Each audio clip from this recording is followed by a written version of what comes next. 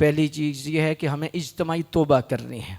जब हम इज्तमाई तौबा करेंगे तो उस वक्त हमारा जवाल ख़त्म होगा। जवाल ऐसे नहीं ख़त्म हो सकता। हम काफिरों से क्या लड़ेंगे? हम सूद हमारे घरों में मौजूद है, हर लिहाज से सूदी कारोबार कर रहे हैं और उसमें इज्तमाई तौर पर हम सभी शामिल हैं। तो जब हम इज्तमाई तौर पर अल्लाह से लड़ाई कर रहे हैं तो हम गालिब कैसे आएंगे? तो इसलिए मुजमुई तौर पर हमें इज्तमाई तौबा करनी है। अल्लाह से जो हम लड़ाई कर रहे हैं, जो हम वायलेशन कर रहे हैं, इनफरादी तौर पर भी हमें तौबा, इज्तमाई तौर पर भी तौबा करनी चाहिए। दूसरे नंबर पर हमें फ़लस्तीन के लिए ये है, एहतजाज ज़रूर करते रहना चाहिए। एक जुमे का काम नहीं है, या बस एक मीडिया पर आया तो बस उम्मत निकल पड़ी तो एक जुमे को हो गया, दो जने, ये मुसलसल सदाए एहतजाज बुलंद रहनी चाहिए। जिसका बच्चा बीमार होता है वो रोज़ तड़पता है या नहीं तड़पता? रोज़ तड़पता है ना, या एक जुमे को ही तड़पता है? तो मोमिन को ये एहतजाज का जो सिलसिला है, मोमिन दुनिया में किसी जगह भी परेशान है तो हम हर वक्त उनके लिए परेशान होने चाहिए, और ये जज्बा ईमानी और ईमान का तकाजा है।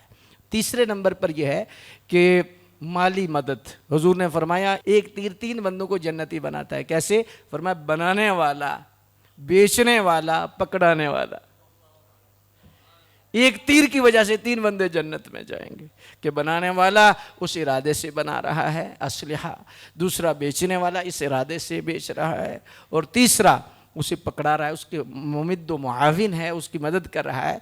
तो उसके लिए उम्मत मुसलमान को चाहिए कि यार आज तो चलो हम उस लिहाज से अगर नहीं भी कर सकते, लेकिन कम अज़ कम जितना भी है अच्छी राहों में जिनमें डोनेशनें जा रही हैं या जिन हाथों में जा रही हैं, अगर बाएतमाद हाथ हैं, तो कम अज़ कम हमारा यार 100 रुपया तो कम अज़ कम चले जाना चाहिए। कम अज़ कम एक नान तो हमारा उस जगह पहुंचना चाहिए ना, एक चाय का कप तो उन बच्चों को पहुंच जाना चाहिए।